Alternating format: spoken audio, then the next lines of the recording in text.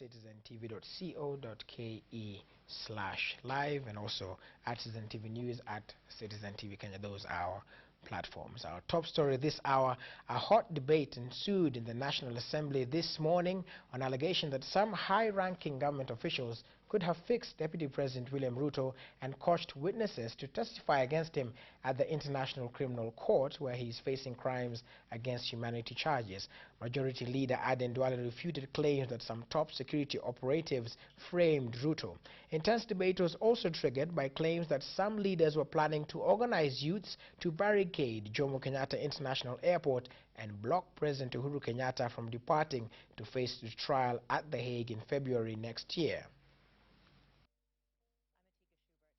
This is a question which has been seeked from the Ministry of Internal Security and National Security, which is headed by people whom we are in the public domain know that they attempted to fix the Deputy President and the President, and therefore these are individuals whom we are aware they could be sabotaging even the government from the inside. There are nobody who are in government who are fixing the able and respectable Deputy President. The ICC cases, Madam Speaker, if you allow me, if I finish, because I know this is the politics that will play.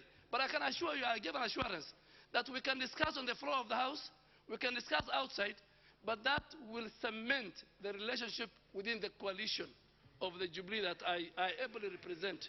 Is he in order? And Madam Speaker, I want to know now from him also, because they have been claiming that Raila fixed Ruto. And he's just said now that no one fixed Ruto. Can he confirm before this House that Raila Odinga never fixed anybody? Who fixed who?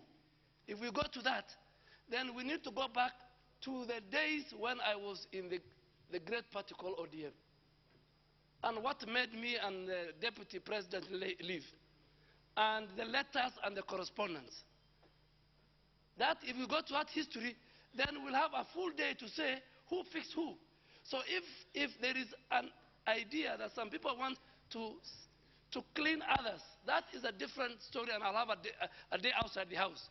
But members of this House, members of this Parliament have raised an issue that why are people sitting in the executive, people who framed Honorable Ruto? What is the opinion of the government? When will they resign? When will they resign? Why are people? I also want to know. That was, I think, a matter that is called in the media developing story. But I want to confirm, as it develops, it has no bearing on the Jubilee coalition. We are united, we are firm, and we are ready to implement the coalition manifesto under our two great leaders. So we better fast-track the developing story so that we get another story, Madam Speaker. Even recently, some members of this august House, in their private activities in the rural areas, made public statements that indeed if the President will be going to ICC, they will organize and go to the airports and block him from going out. This is public knowledge, and the President himself has not even responded to caution them that they were making very dangerous statements. Whether my colleague, Honorable Bazire, is in order to say that the roads will be blocked when the President goes to Hague, while he knows that I'm in public domain saying that I'll also resign, not only blocking the road, I'll also resign from this Parliament if an elected President will go to Hague. When you go to the airport, you can take as many people as possible, but the runway, there are designated areas that you cannot. I'm sure when great leaders, the Deputy President always comes back from The Hague, huge number of Kenyans go to the airport.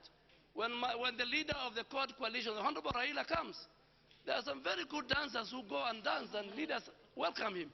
So Kenyans have the right to go to the airport, but they have no right to go to designated security areas, including the runways.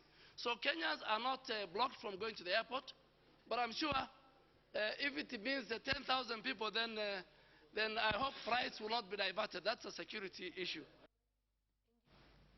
Of course, that story still developing. You can follow at @FShuri for more details.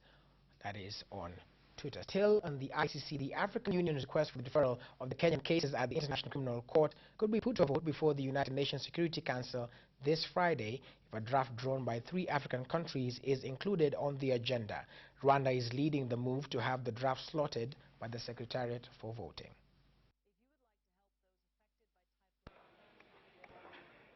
Yesterday, there was a meeting of the African group in New York, spearheaded by Rwanda, Togo, and Morocco, after which Rwanda took up the lead to push the inclusion of AU's request for the deferral of the Kenyan cases on the agenda of the United Nations Security Council deliberations.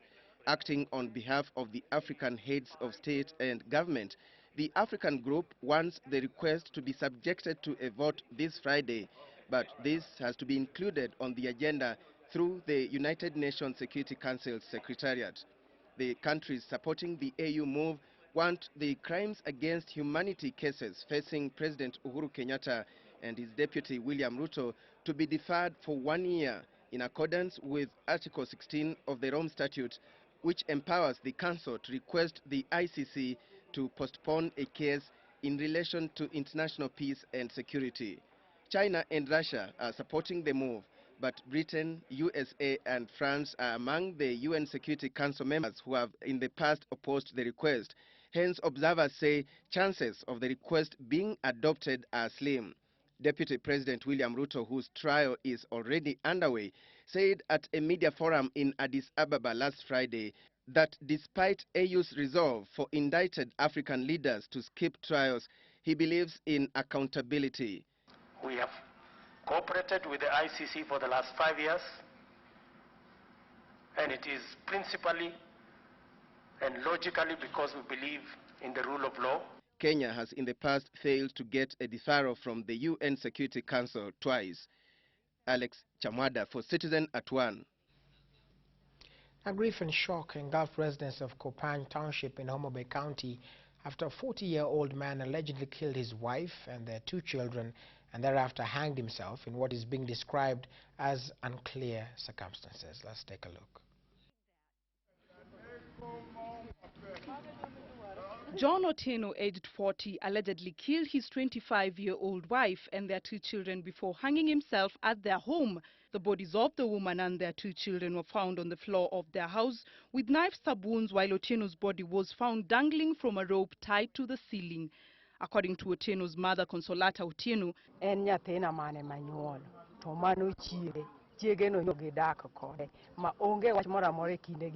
her son and daughter-in-law had not quarreled, and she could not tell what could have led to the brutal killings, but rather expressed her disbelief over what had happened.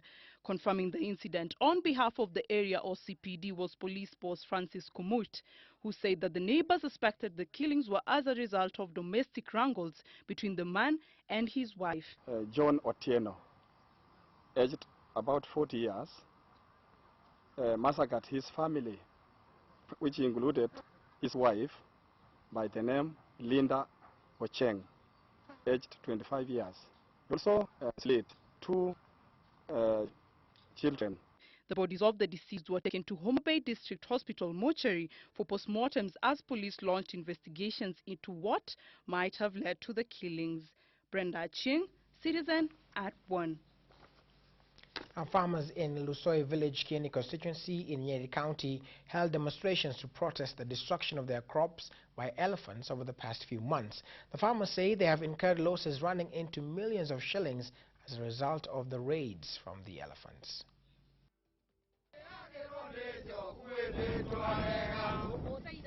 The farmers who say they would otherwise have had bumper harvest claim they are now relying on relief food and are wondering where they will get food after a herd of elephants from private ranches and others from the nearby Mount Kenya forest trampled over crops ready for harvest. Ile shida tunayo hapa ni shida kubwa sana na ni kubwa sababu tuko na njaa, na ile njaa tuko nayo hapa ni njaa ya kuletewa ni wale wanafuga ndovu.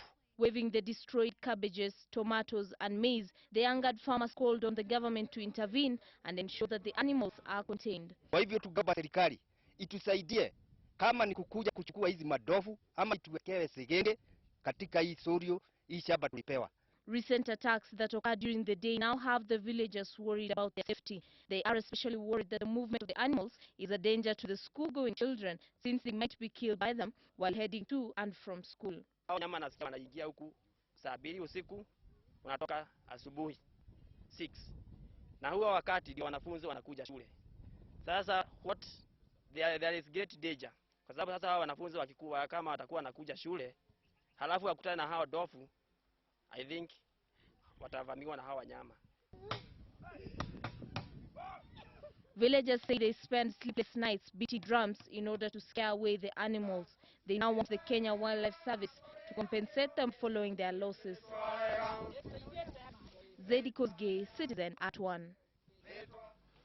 Deputy President William Ruto's lead counsel at his International Criminal Court trial, Karim Khan, says he will not apologize to Interior Principal Secretary Mutea Iringo for the nature of evidence presented to the judges for the defense case. Iringo has written to Han protesting the mention of his name during a cross-examination of a prosecution witness by one of Ruto's defense lawyers. That so the witness alleged that the Party of National Unity wanted to fix Ruto before the Waki Commission over the 2007-2008 post-election violence. Jackie Maribe will be bringing us that report.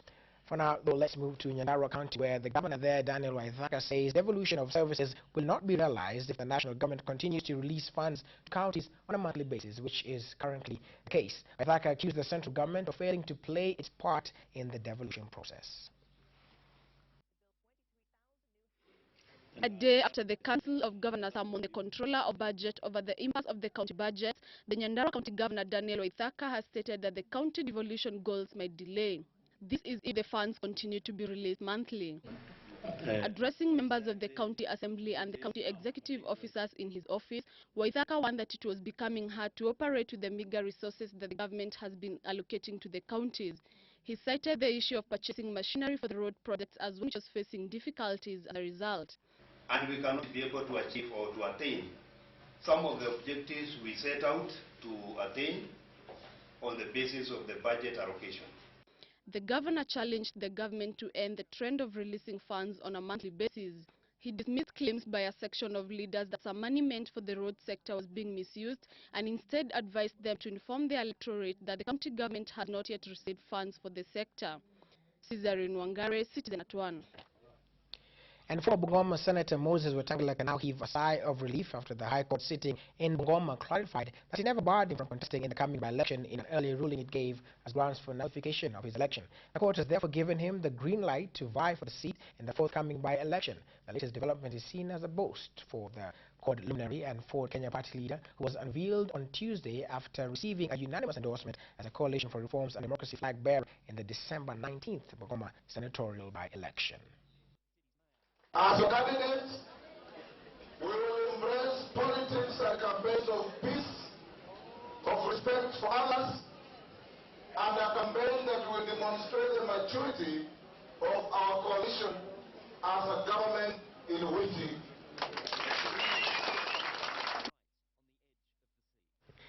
Now to an interesting story here. It is unusual to find a goat in court filing a case over its rights. Well, this morning a goat from Baringo County appeared before a Nairobi court with its owners from the Ilchamus community after losing its teeth in 2007 to what the owners say were effects of the dangerous Madenge plant. The owners' plea to be compensated for the damages caused by the Madenge plant have not yet been granted since 2007, as Brenda Cheriot now tells us.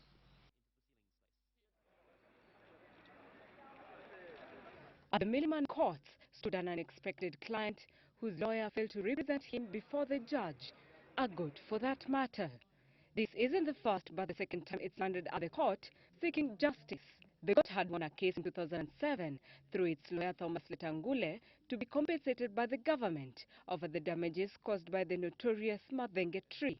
In the ruling made that year, the court recommended that the government forms a tribunal to investigate the effects of Madenge tree that has caused the Ilchamus community in Baringo County, according to the community's plea.